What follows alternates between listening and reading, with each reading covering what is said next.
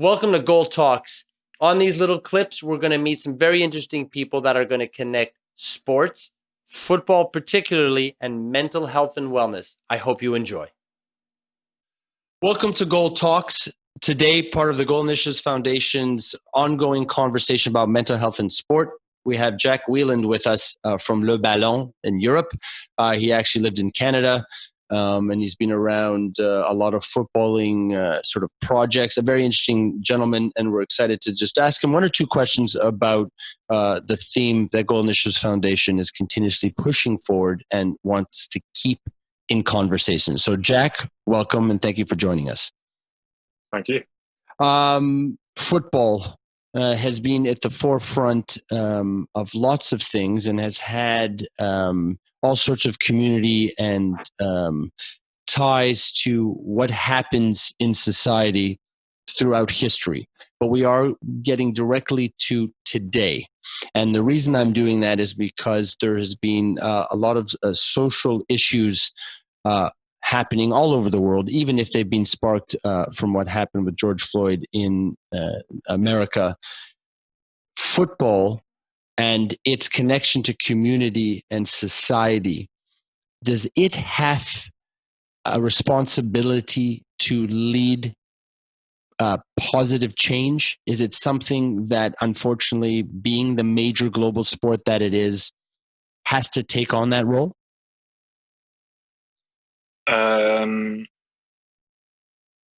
I think the wording is important of the question. Does it have the responsibility to lead major change? I would say no. I don't know that anyone has the responsibility to lead major change, and if it is, I don't think it should be left up to a sport or a sporting organization. Can it play a major role? Absolutely. Should it play a major role? Absolutely. And I think it's well positioned and well-intentioned at the moment, even if it probably doesn't have quite the impact that a lot of people feel that it could and should. So it could and should, the impact that you're relating to, you feel that football could be doing more? I think people feel that football could and should do more and have more of an impact because of the amount of people that play it and the amount of people that watch it. I agree in part. I think it's a difficult job for.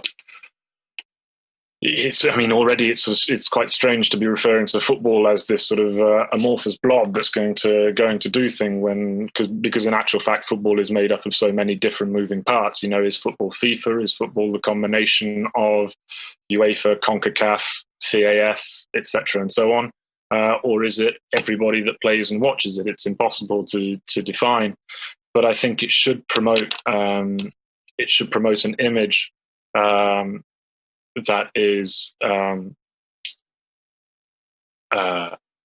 diverse, that is accepting, that promotes acceptance and diversity. I think it should look to promote common sense. It should look to promote common decency.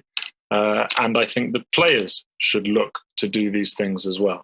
I don't think they are obliged to, but I think they should.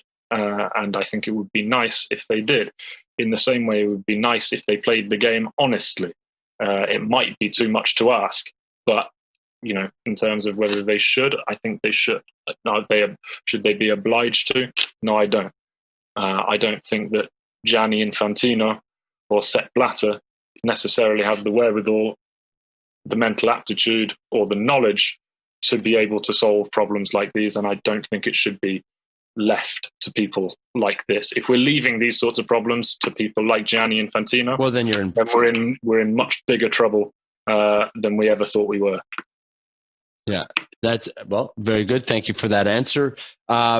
With sport and in relation to mental health, something that Goal Initiatives Foundation is big on is pushing the idea that mental health and sport combination will put people in a much better place. What I mean to say by that is when you have a moment to sort of have a conversation or to gather your thoughts, and then if you pair that with the opportunity to get your heart pumping and the blood going, and that together gives you an opportunity to have a very powerful, positive feeling moving forward. Do you think, and in your life, have you ever seen that when times are tough or yourself, you've got a lot going on and you need to take it back a second, but then you've had an opportunity to maybe go have a kickabout or speak to somebody that's close to you about what's on your mind? Because a lot of people don't have an opportunity to talk to people. A lot of people aren't comfortable opening up. Have you in your lifetime seen the positive connection between having conversation and then getting into some sport and just turning around and going, wow, okay, I can handle things. I do feel better. Have you seen that on your own sort of path? Yeah, all the time. I think sport's a great way to help with you know mental health issues and health issues in general. Mental in general. I'm sort of firm believer that sort of sport could save the world. I don't find in my own life that there's anything better than watching live sport. There's nothing I would rather watch on TV. Give me anything. Give me the Ryder Cup, and I'll be happier watching that than an award-winning drama or something like that. So I think for me, sports is genuinely the best thing that exists. And when it comes to the mental health side of things, well, again, from my own opinion, I'm not speaking from enormous.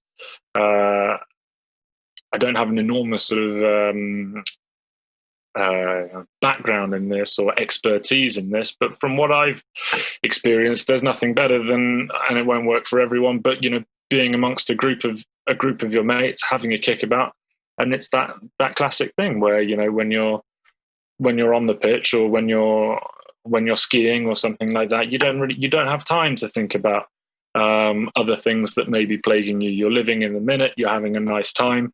There's conversation. There's laughing. There's friendly competition. All of those things, I believe they're good for kids when they're growing up, and they're good for adults if they're not feeling 100%. I mean, they're good for adults if they are feeling 100%. So yeah, I think that football, sport in general, hugely beneficial towards mental health.